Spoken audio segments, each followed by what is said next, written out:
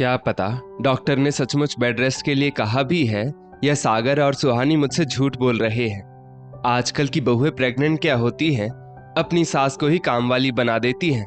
अब मुझे ही देख लो, 3 दिन से महारानी तो मजे से बेड पर आराम कर रही है और मैं यहाँ चक्कर घिन्नी की तरह सारा काम अकेले किए जा रही हूँ। सीमा जी आटा गूंथते हुए मन ही मन बुदबुदाए जा रही थी। दरअसल उनकी बहू सुहानी ने 4 महीने पहले ही प्रेगनेंसी की खबर सुनाई थी, मगर प्रेगनेंसी के कुछ ही महीनों बाद उसके पेट में दर्द रहने लगा था। जब डॉक्टर से सारी रिपोर्ट्स करवाई तब डॉक्टर ने उसे कंप्लीट बेड रेस्ट की हिदायत दी थी। बस अब इसी बात पर सास सीमा जी का पारा चढ़ा हुआ था। अब तक रसोई और घर का बाकी सब काम सुहानी अकेले ही संभालती आई थी। जब से सुहानी की शादी सागर से हुई थी, सीमा जी ने घर के कामों का सारा भार अकेली सुहानी पर डाल दिया था। वे घर के कामों में बिल्कुल हाथ भी नहीं बटाती थी। मगर 3 दिन पहले बेटे सागर ने जब घर आकर बताया कि डॉक्टर ने सुहानी को बेड रेस्ट करने के लिए कहा है, तब से उन्हें सागर और सुहानी पर यह शक हो रहा था कि कहीं ये दोनों झूठ तो नहीं बोल रहे। मन में इसी उधेड़ बुन के चलते सीमा जी ने सारा खाना बना दिया और खाना बनने के बाद थाली में 2 रोटी और सब्जी निकालकर वो सुहानी को देने उसके कमरे में चली गई। ये लो महारानी, खाना खा लो, वरना तुम्हारा पति अभी ऑफिस से आकर मुझ पर ही चिल्लाएगा और कहेगा, माँ आपने अब तक सुहानी को खाना नहीं दिया। डॉक्टर ने सुहानी को अच्छा खाने पीने को कहा है, जैसे कि एक उसकी ही पत्नी है जो पहली बार बच्चा जन रही है। हमारे तो बच्चे पेड़ों से लटक कर आए हैं ना। एक सांस में बोल पड़ी सीमा जी। माँ जी, आप कल से मुझे सिर्फ 2 रोटी और थोड़ी सी सब्जी ही दे रही है, इससे मेरा पेट नहीं भरता है। जाने क्यों जब से प्रेग्नेंट हुई हूँ भूख ज्यादा लग रही है। अगर थोड़े से दाल चावल भी मिल जाते तो मेरा पेट भी अच्छे से भर जाता और जो बार बार भूख लगने की समस्या हो रही है वो भी नहीं होती। सुहानी थोड़ा डरते हुए बोली। ये सुनते ही सीमा जी भड़कते हुए बोली, वाह, एक तो महारानी बेड पर पड़ी है और अब इसमें भी इनको पड़े पड़े 4-5 पकवान खाने हैं।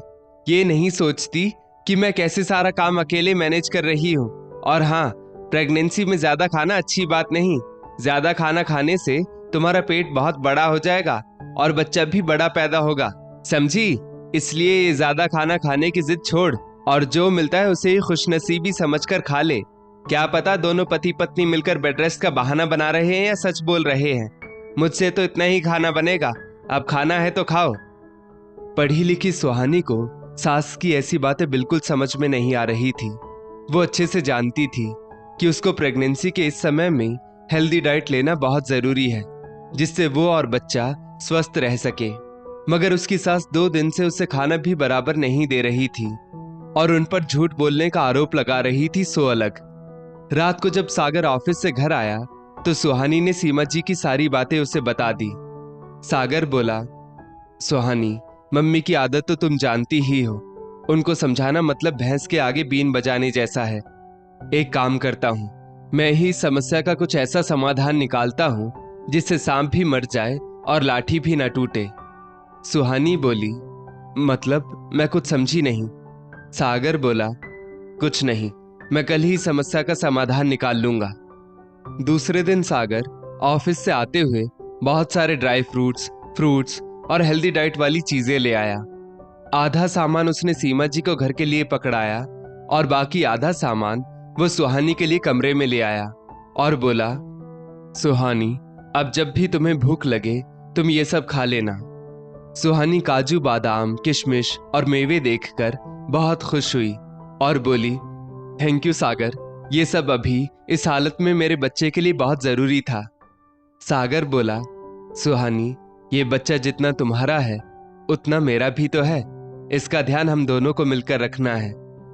दूसरे दिन जब सीमा जी ने सुहानी को रोज की तरह कम खाना पकड़ाया, सुहानी ने खाने को लेकर कोई शिकायत नहीं की और चुपचाप कम खाना खाकर सो गई। सीमा जी को अचरज हुआ कि आज सुहानी ने खाने को लेकर कोई शिकायत क्यों नहीं की। उनसे रहा ना गया। ये जानने के लिए उन्होंने सुहानी के कमरे के बाहर 3-4 चक्कर लगा दिए और चुपके से उसके कमरे में झांकने लगी। तभी उन्होंने देखा कि सुहानी पैकेट में से काजू और किशमिश खा रही है। वे तुरंत कमरा खोलकर अंदर घुस गई और बोली, वाह, तो तुम मियाँ बीवी मिलकर मुझे उल्लू बना रहे हो। उन्होंने ड्राई फ्रूट्स के सारे पैकेट सुहानी से छीन लिए और जाकर रसोई में रखाई।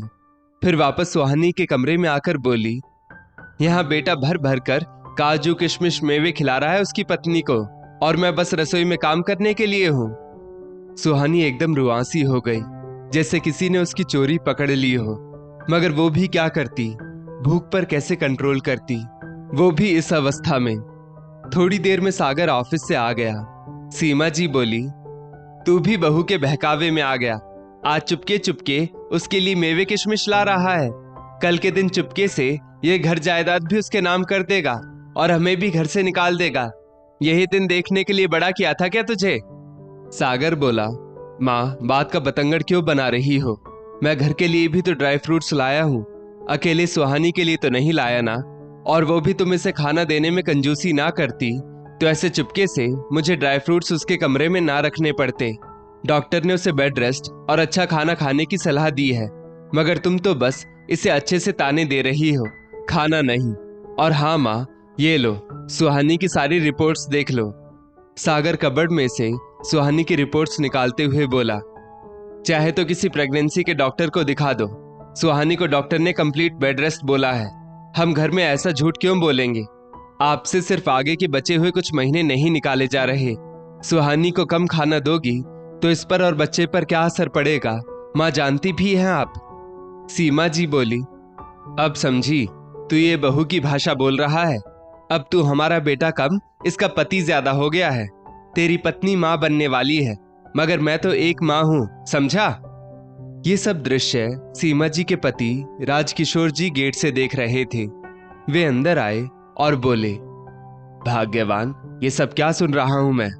हमारी बहू प्रेग्नेंट है और तुम उसे कम खाना दे रही हो। तुम्हें तुम्हारे आने वाले पोते या पोती के लिए कोई प्यार नहीं है। तुम्हें कुछ दिन घर का काम क्या करना पड़ा कि तुम इतनी क्रूर हो गई? अपने ही बेटे बहू के लिए इतनी घटिया सोच रखने लगी। एक काम करो सागर, मैं तुम्हें एक घर खरीद कर देता हूं। तुम और तुम्हारी पत्नी अलग रहने चले जाओ, जहां शांति हो, सुकून हो, ये रोज रोज की चिक चिक नहीं। सीमा जी बोली, ये क्या कह रहे हैं आप? एक ही तो बेटा है हमारा और आप उसे भी हमसे अलग कर रहे हैं। राजकिशोर जी बोले, ये बात तुम्हारा बेटा भी बोल सकता है। यदि तुमने उसके और उसकी पत्नी के साथ ऐसा ही दुर्व्यवहार बरकरार रखा तो वो हमारे साथ क्यों रहेगा? इसलिए समय रहते संभल जाओ सीमा, वरना पूरी जिंदगी अकेले बितानी होगी। सीमा जी नहीं चाहती थी कि उनका इकलौता बेटा उनसे हमेशा के लिए दूर चला जाए, इसलिए उन्होंने इस बात को रफा दफा किया। और थोड़ी देर बाद वो सुहानी के हाथ से जो किशमिश मेवे छीनकर चली आई थी, उसे वापस सुहानी के कमरे में रखकर चली आई। उन्होंने सुहानी के नजरों में नहीं देखा, क्योंकि वे अपने किए पर बहुत शर्मिंदा थी। वे और शर्मिंदगी नहीं उठाना चाहती थी, इसलिए बिना कुछ बोले अपने काम में लग गई। अब वो सुहानी को दोनों समय का बराबर खाना देती थी। राजकिशोर जी कहीं फिर से उनको डांट फटकार ना लगा दे, कुछ इस डर से, तो कहीं बेटा बहू ये घर छोड़कर अलग ना रहने चले जाए, कुछ इस डर से।